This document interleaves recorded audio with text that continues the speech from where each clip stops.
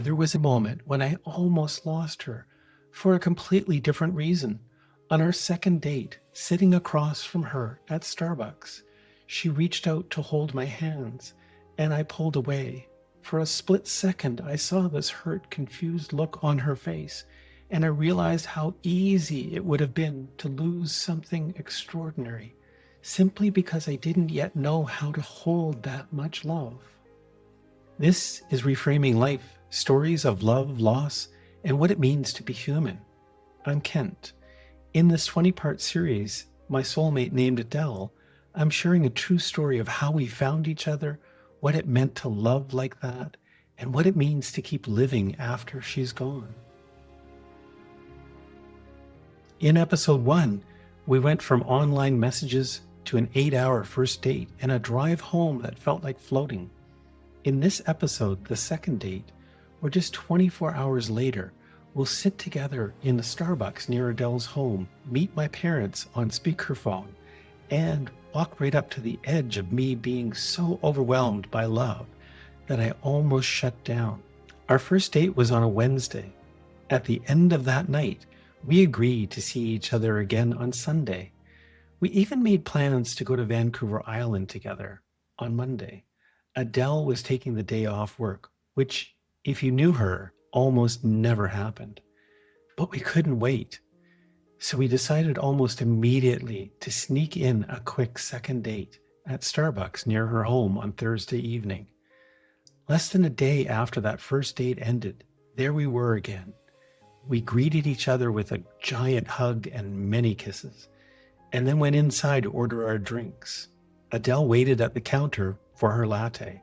I went over to the prep stand to add sugar and milk to my blonde roast. And like I often did, I started chatting with a couple of strangers there, just making some small joke, getting them to laugh. Out of the corner of my eye, I could see Adele watching me. Given that I lived an hour away, I'm pretty sure she was wondering, how could I possibly know people in her neighborhood? When I walked back over, she had this puzzled, curious look. "Oh, do you know those people?" she asked. "No, I have no idea who they are." She was surprised and delighted because this is exactly what Adele herself did. She drew people in like a magnet. She talked to everyone, baristas, cashiers, strangers in line, and in a few seconds somehow made them feel seen. She always found the human behind the face. It was one of the things her previous spouse hated, and I told her mine had the same reaction.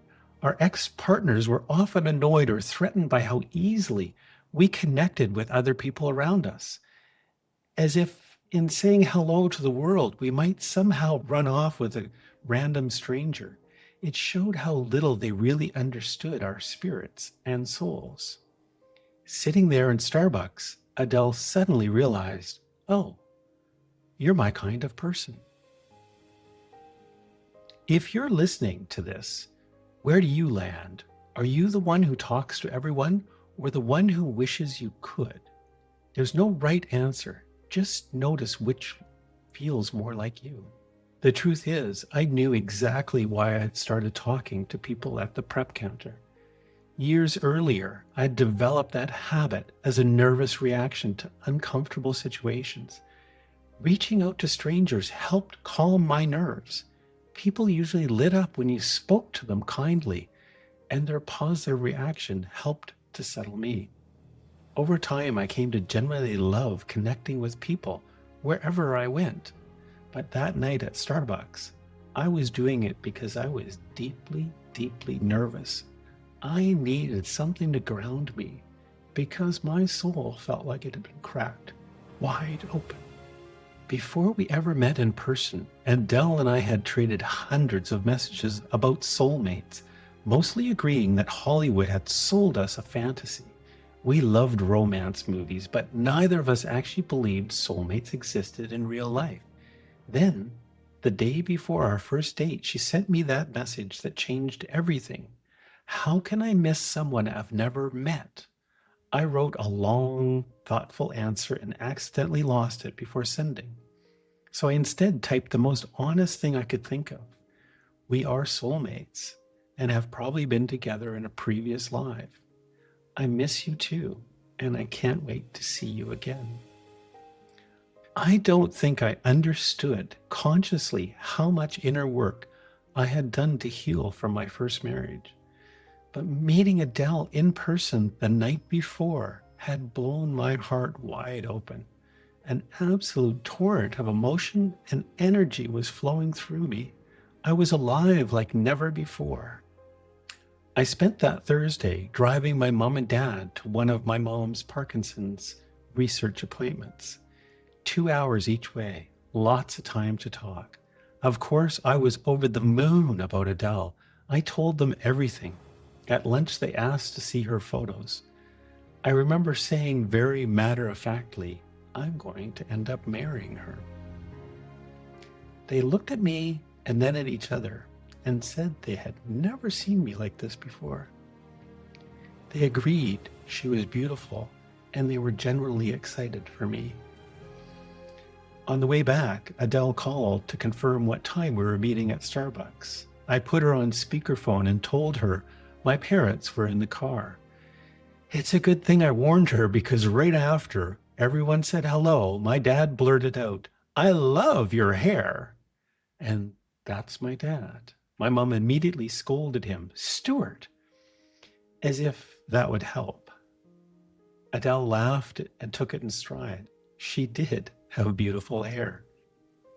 Hearing all of this, you might be thinking, this is way too fast, or wow, I wish something like that could happen to me. Whatever comes up for you is okay. Sometimes our nervous system isn't used to good things arriving quickly. So there I was, soul cracked wide open, parents already half in love with this woman they hadn't met, sitting across from Adele at a Starbucks table. We were talking and laughing, soaking this wild sense of recognition. All I can say is my entire system was overloaded the best possible way. Throughout our relationship, we always enjoyed being physically close to one another. But in that moment, she reached across the table to hold my hand. I pulled back. Instantly, I saw the hurt and confusion in her eyes. Her face fell just for a little.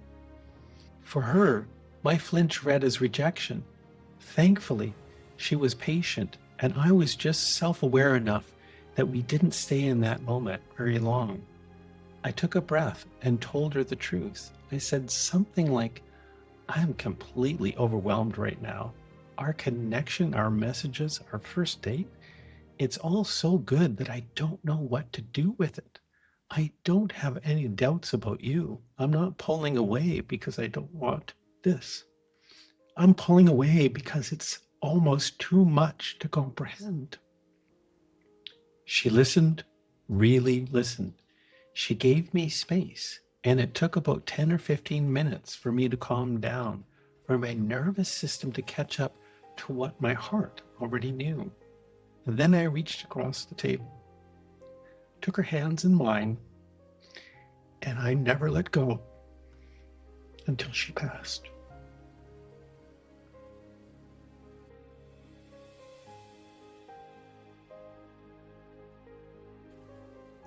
When I think back to that Starbucks table, I realize how fragile even the strongest connection can feel at the beginning. A flinch, a misunderstood gesture, an old wound from another relationship. Any of those could have changed our story. What saved us in that moment was honesty and the willingness to sit in discomfort together instead of running from it. If you've ever pulled away from something good because it felt like too much, I get it. Sometimes the bravest thing you can do is stay, breathe, and let your heart catch up. If this part of the story stirred something in you, maybe a memory of your own too much, too fast moment, you're welcome to share a line in the comments. It could be as simple as, I've pulled away like that, or I know that overwhelmed feeling. And if you'd like to keep walking through this story with me, you can subscribe so you don't miss the next episodes of my soulmate named Adele. In the next episode, we'll move beyond that Starbucks table. We'll talk about what it means to keep saying yes to a love that feels bigger than anything you've ever known, and the difference between falling in love and jumping. That's where we'll go next.